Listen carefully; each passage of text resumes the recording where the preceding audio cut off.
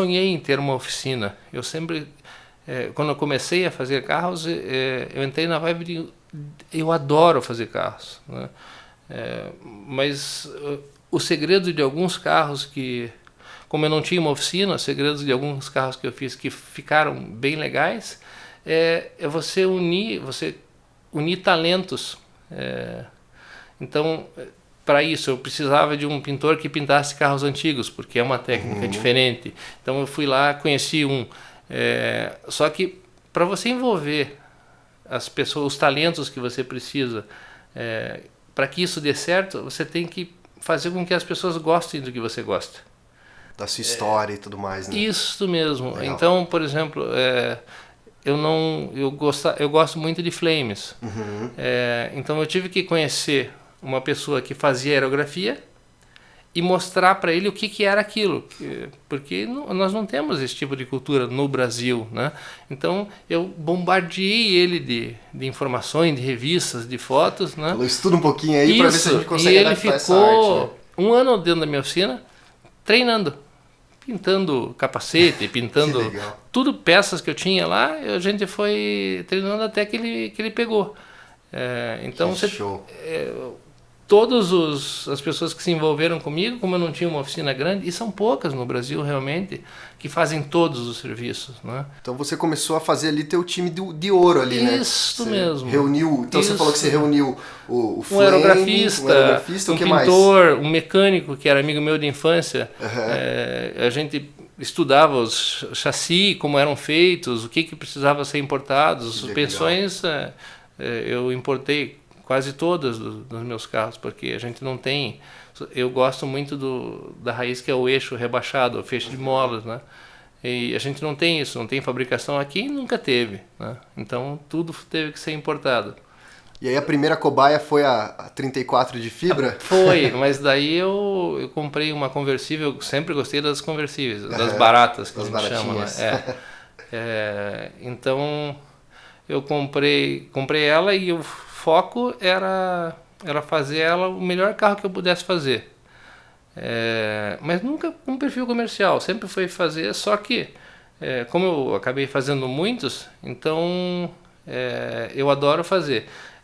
No final, o meu saldo financeiro para essas brincadeiras acabava, porque eu investia tudo. Então eu acabava vendendo um, e com o dinheiro do um começava a fazer outro. Só que eu detesto vender carros. Você tem um apego emocional? Isso, exatamente. Eu tenho. Então, alguns carros eu ficava 6 meses depressivo. É que você demora 4 anos, 4, 5 anos para fazer um carro desse. E daí quando você está acostumado com ele na garagem, quando ele sai da garagem, ele vai embora assim, parece um filho que você criou e agora está... Então, os amigos ficavam chateados também? Rolavam. Alguns carros deu problemas, porque o meu latoeiro, tem um latoeiro que está comigo há 20 anos. Então, ele não aceitava que vendesse os carros, mas não tinha como. Exatamente. Para fazer o próximo, se eu fosse uma pessoa abastada financeiramente, eu não teria vendido nenhum carro. Eu teria um barracão gigante. Igual dos Estados Unidos, com 6 mil rodas? Isso, não, 6 mil não, mas eu ia ter todos os carros que eu fiz e alguns que eu não fiz que eu gostaria de ter, mas não é o caso, né? E também são poucos casos no Brasil. Temos alguns assim. Temos alguns casos de pessoas assim, mas são muito poucos em relação aos Estados Unidos, né? E, por exemplo, você criava um carro do seu gosto, do gosto da sua equipe, e aí vendia, ou você captava projetos, fazia como o dono queria? Não, nunca captei projeto. Eu gosto sempre de... Da tua autoria, isso, eu gosto de fazer do meu jeito. Que legal. Porque eu gosto de fazer carro, então acabou depois entrando um ou outro, que a gente foi dividindo despesas. As despesas são altas mensalmente, né? Então, e como eu não tinha capacidade juntei uma equipe, não tinha como ficar todos eles só porque tem cada fase, tem primeiro a lataria, depois a pintura. Então eu fui criando um sistema de divisão de despesas. E eu sempre tinha 3 carros, um meu e 2 de amigos. Não eram clientes, eram amigos. A gente dividia, a oficina nunca deu lucro, ela sempre dividiu despesa para a gente diminuir o custo, né? Só que só entrava projeto ou carros nesse espaço se eu gostasse do projeto. Que legal. Né? Porque a minha linha é só Ford década de 30, só Callenbeck. Né? Então, ele poderia dividir despesa, entrar no nosso círculo, só que ele tinha que ser eu que tinha que escolher o carro. Ele poderia, o carro era dele, ele poderia fazer o que ele quisesse no carro dele, desde que eu concordasse. Que legal. Para manter a ordem na oficina. Isso mesmo, claro. Porque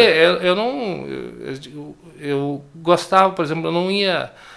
teve uma das pessoas que queria fazer um carro, um Ford 32, que é um clássico, prata.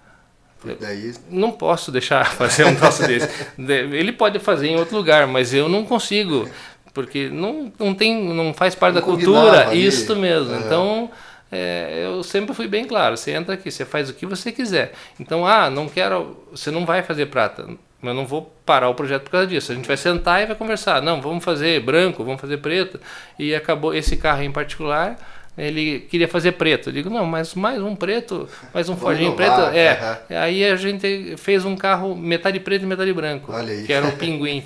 E a gente dividiu com flame, assim, os dois, ficou bem legal.